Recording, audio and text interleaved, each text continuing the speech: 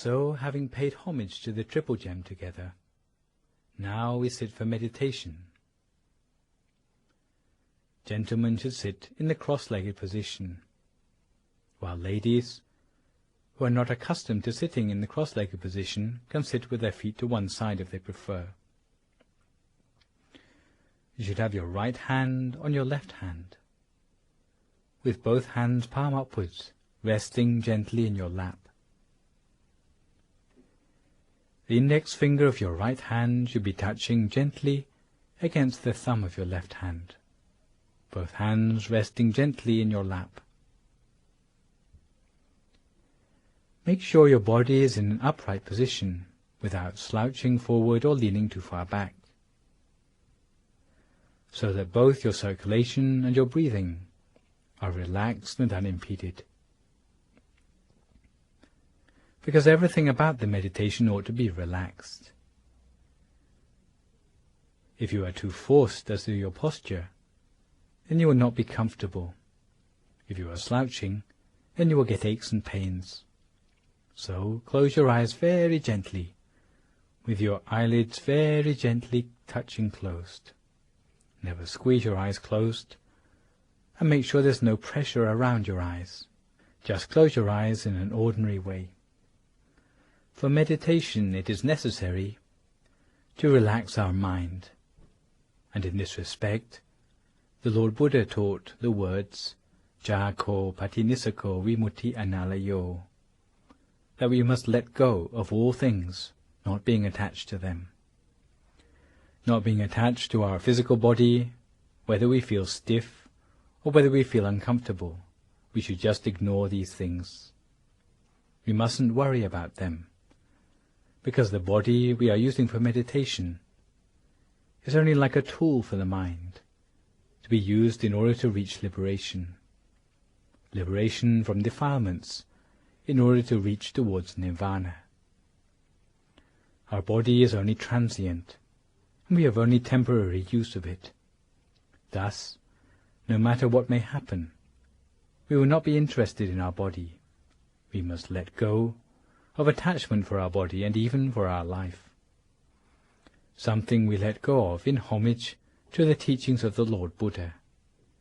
So, no matter what happens, we will not be attached to or worried about our bodily condition. We are going to bring our mind to a standstill. It's our only aim in life, to train the mind to a point where it can be pure and clear, to attain the body of enlightenment inside, not only attaining it, but to become one and the same as it, to know who is our real, true self inside. That is, the body of enlightenment of the Arahant inside of us. And to reach this point in our meditation can be said to be our obligation as a human being, as the Lord Buddha used the words Gatang Karaniyang, something which we have to do for as long as our body is still viable. Once our mind comes to a standstill, we will be able to liberate ourselves from the cycle of existence. So there is no use in being attached to our own body or the bodies of other people, especially those of our relatives or of our husband or wife, because all of these things end up bringing us suffering eventually. They bring us anxiety, absent-mindedness, worries and doubts. They bring all sorts of suffering to us simply because of the fact that we are worried about them. The fact that we are worried about them is because we don't realize our real, true aim in life, the real reason for having our human body in life. Once we don't know about our real aim in life, then it opens the way to hundreds of causes of suffering in our life. So we have to let go of our body. If we don't do it now, then we have to do it anyway at the time when we come to the end of our lives. So we should make our mind relaxed and allow our mind to come to a standstill. Today, as we meditate, we'll take the opportunity to explore the nature of the pathway to nirvana. But before we do that, for those who are newcomers to the meditation, we should familiarize ourselves with the 7 bases of the mind first. According to the original teachings of the Dhammakaya tradition, by the founder, the great abbot of Wat Phak Nam, otherwise known as Prat Mongkon Thet Muni, the originator of this meditation tradition. Because he always started by teaching the pathway of the mind, the pathway of all living beings, the pathway by which all beings are born and die, by which the mind enters and leaves the body at conception and death respectively. The first point on this path, the first base of the mind, is at the nostril. For ladies, the left nostril; for gentlemen, the right nostril. The second base of the mind is inside the nose, just next to the corner of the eye. For ladies on the left side, for gentlemen on the right side. The third base is at the center of the skull, on the same level as the eyes. This point, and all the subsequent points, are the same for ladies and for gentlemen. The fourth base is at the roof of the mouth. The fifth base is at the center of the throat, just above the Adam's apple. The sixth base of the mind is in the middle of the stomach, at the same level as the navel. Supposing you were to take 2 thin threads, the first running from your navel directly through your back on the horizontal axis, and the second running from the right side to the left side, also horizontal on the same level. The point where these 2 lines intersect, no larger than a pinpoint, is called the 6th base of the mind. This is where a sphere of Dhamma is to be found, which is clear and bright, transparent, and about the same size as the yolk of an egg, with its center at the point of intersection of the 2 threads. This sphere of Dhamma is very important, because without this sphere it would be impossible to take birth in human form. If this sphere is bright, your life will prosper, but if this sphere becomes dull or darkened, then it predicts that life will soon bring you problems. Every human being has this sphere at their center, and the existence of the sphere is proof that anyone who makes an effort in their meditation to the point that they can bring their mind to a standstill can succeed in meditation. This is because they don't need to create anything new in their meditation. All they need to do is to tune in their mind to see what is already there. 2 finger breadths above this intersection of the 2 threads. Supposing you were to take your index finger and your middle finger together, and to place them on the intersection of the 2 threads, then exactly that distance, the distance of 2 finger breadths above the intersection of the 2 threads, is what we call the 7th base of the mind. It is the precise center of our body, and in fact it's this final point which we are interested in. It's the most important of all the bases, of all 7, which we've already mentioned. Because all the senses, whether it be eye, ear, nose, mouth, or sense of touch, are focused at this point. This point is the place from which we are born and from which the mind leaves the body when we die. When we are born, the spiritual component moves through all the 7 bases of the father. When the father and the mother come together for conception, the spiritual component of the baby to be born comes from the father to the mother, collecting up together with it the physical constituents, going down through the 7 bases of the mind, down to implant itself at the 7th base of the mind of the mother in the womb. When we pass away, it's the reverse process. The mind leaves the body starting from our own 7th base, straight through all the 7 bases, 6, 5, 4, 3, 2, 1, and leaves our body by the 1st base. that is, via our nostril. It is also the location of our mind at the time of our falling asleep, and also at the time of our waking. When we come to the end of our human life, the mind leaves the body starting from our own seventh base, straight through all 7 bases, 7, 6, 5, 4, 3, 2, 1, leaving our human body to seek for rebirth somewhere else in the cycle of existence. It doesn't matter whether the next birth will be as an angel or as an animal. If the dying person is destined for a future rebirth, their spirit has to leave the body via the 7 bases. However, if we don't want to be reborn anymore, the mind has to leave the body by a different path, which is directly through the center of the 7th base. It is an inward journey for the spirit rather than a journey to take it out of the body. If we are making the inward journey, it is different from making journeys in the outside world, where we have to use our feet to walk, or we have to move around. In the outside world we have to think, we have to take action. However, if we want to make the inward journey, we have to start by stopping the mind. The most important point is this one which is 2 finger breadths above the level of the navel in the center of our body. It's here that we have to bring our mind to a standstill, and it's this place which we have to become familiar with. But in practice, you can just remember it as the point which is roughly in the middle of your stomach.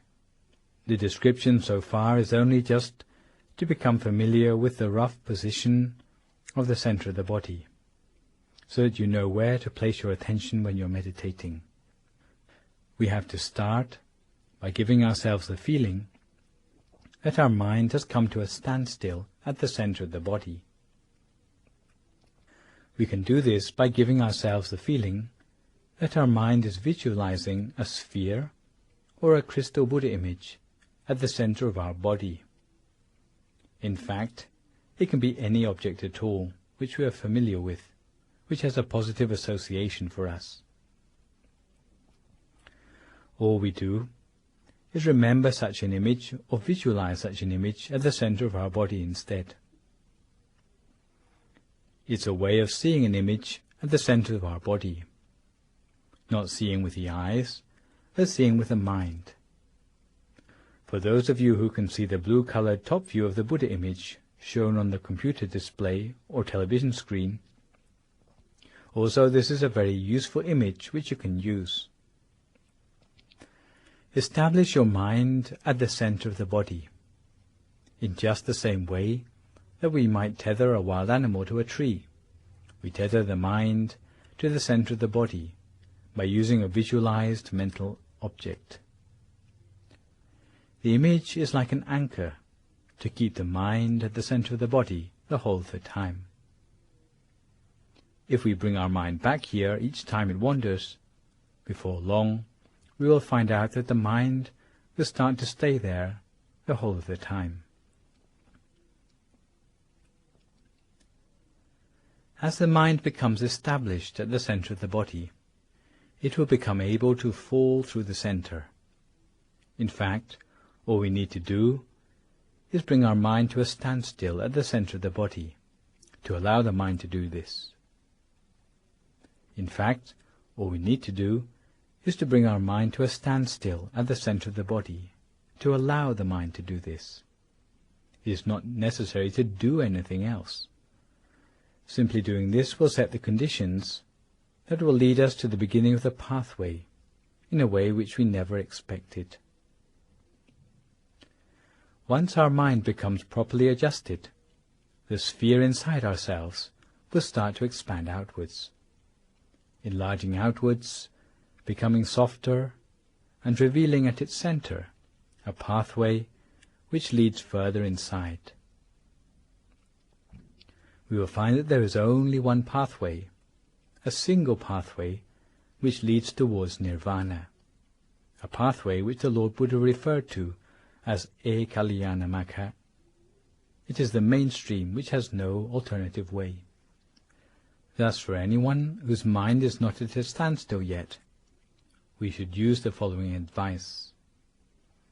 We have to pretend to ourselves that our mind is already at the center of the body. In fact, we are fooling ourselves a little bit by assuming that from the fact that we are happy to place our mind somewhere in the center of our stomach, even though it might not be exactly at the point of the center of the body. The fact that we allow our mind to be free of worry at that point, and do this the whole of the time, by day and by night, before long the mind will find its own way to the center of the body. Once our mind becomes properly adapted, steadfast at the center, then it will come precisely to the center of the body. We will not see brightness in the beginning, but we will have the feeling that there is spaciousness inside, as if our mind is light in weight and at ease. Sometimes we may feel as if we could almost float. Some people have the lesser feeling, which would be more like mere spaciousness inside, as if the breathing becomes more refined, or as if we are alone in empty space. Sometimes we may feel merely that our body seems to expand inside, and it may do so more in one direction than in another. Sometimes we may feel as if it is expanding upwards, so that we feel that we grow so tall that our head might reach the ceiling.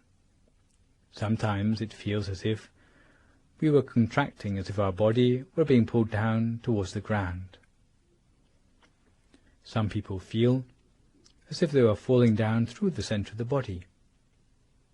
If it is less refined than that, sometimes we may feel as if the body is swaying, as if we were sitting on a boat, or as if we were being rocked in a cradle.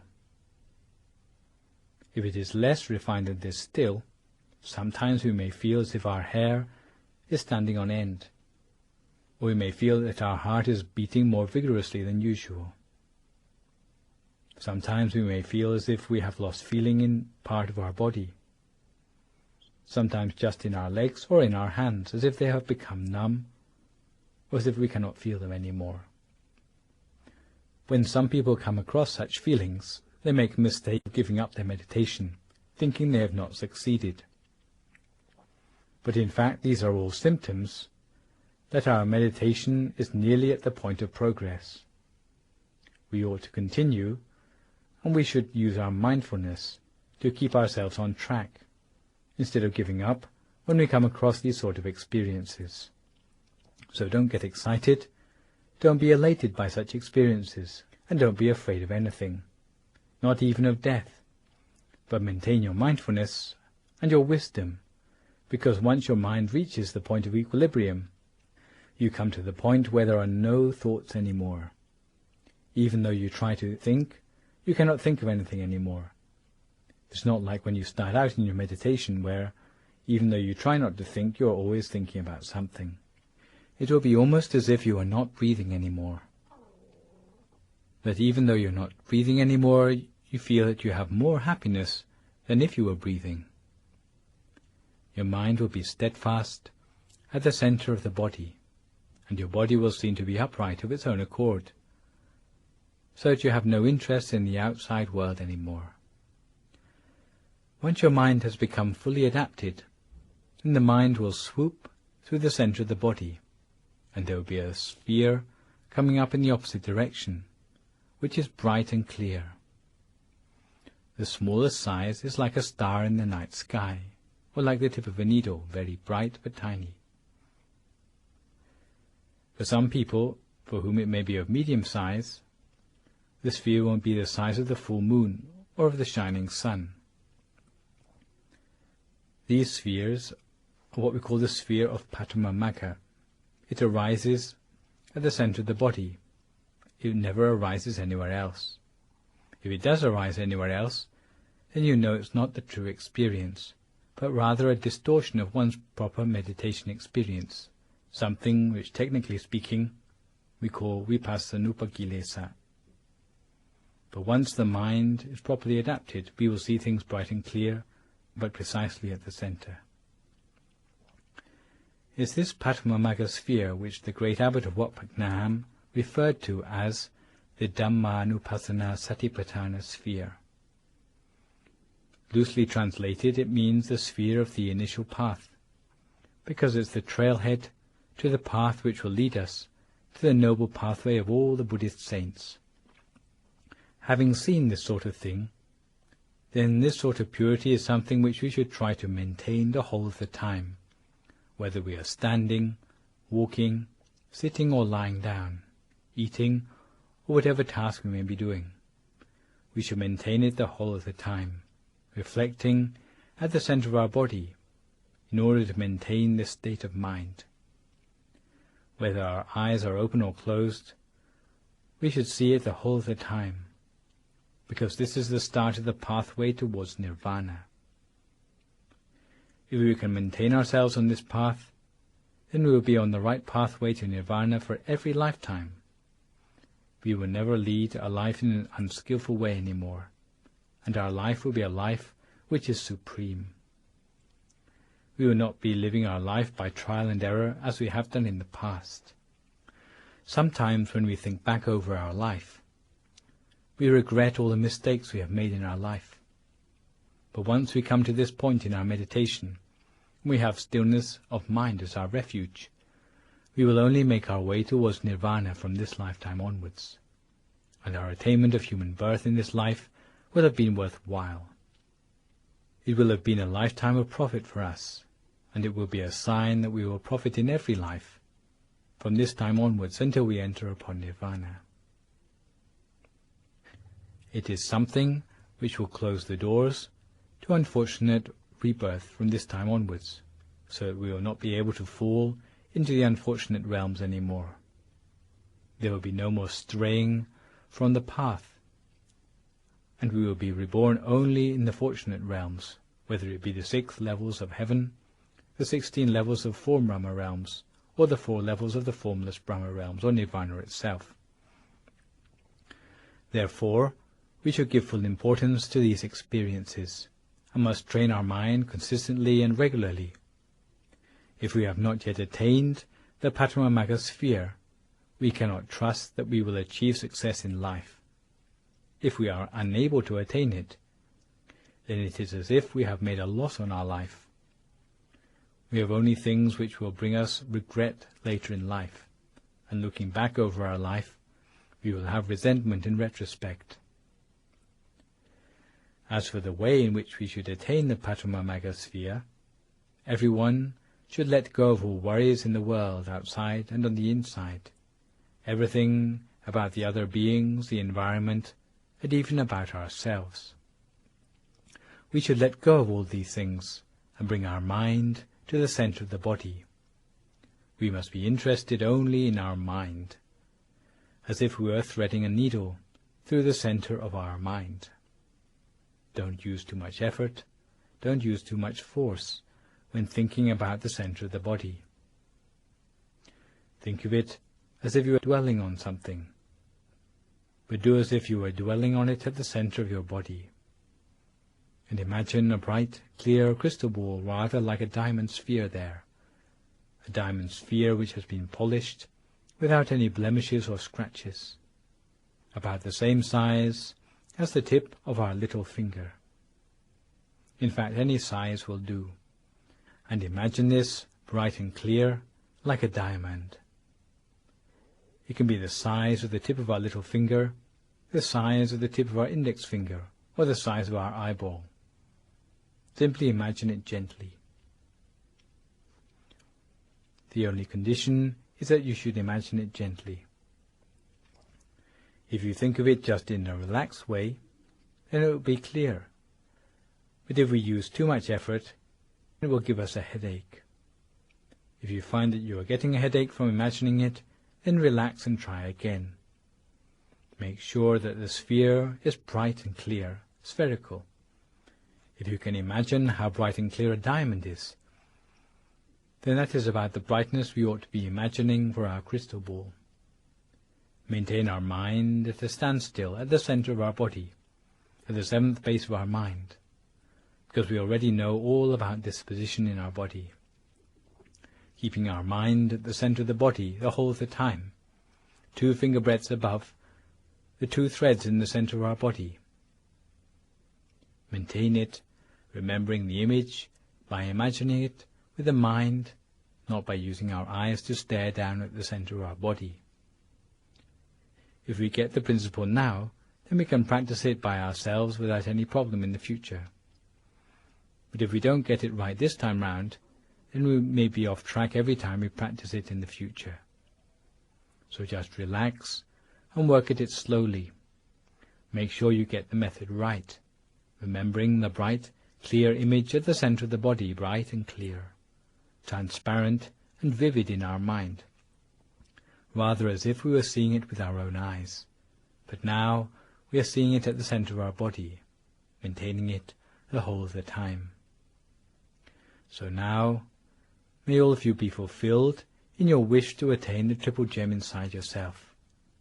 Now each to their own meditation for a few more moments in silence, until we come to the appropriate time.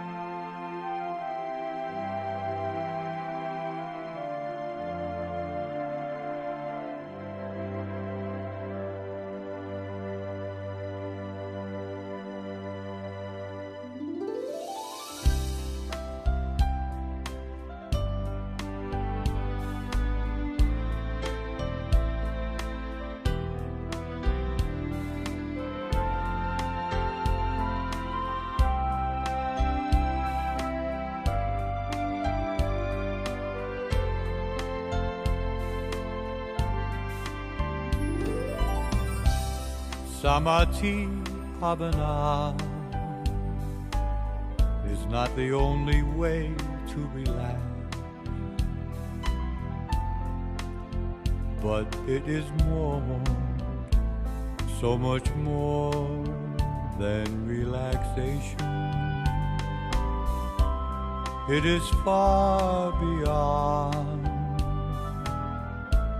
anyone's understanding,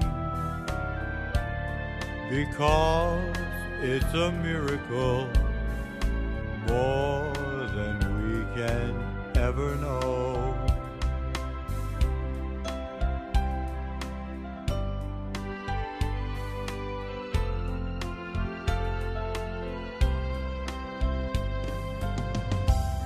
Do you know there is someone who is waiting for you? He is with you always, always with you. He is the one who knows with supreme kindness the most beautiful one in the universe.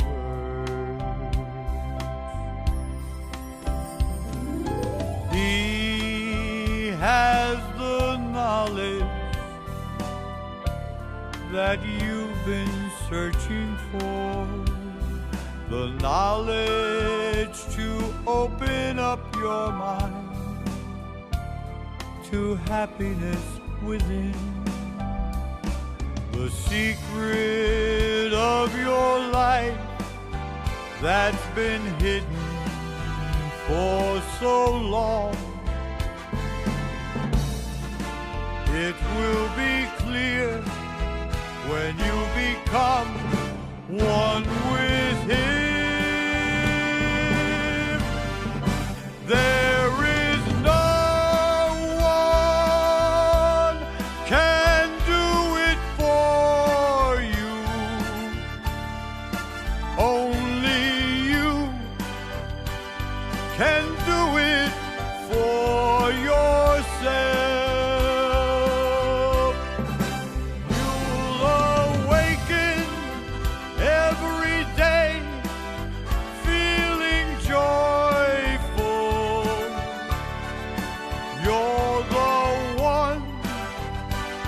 That He is waiting for.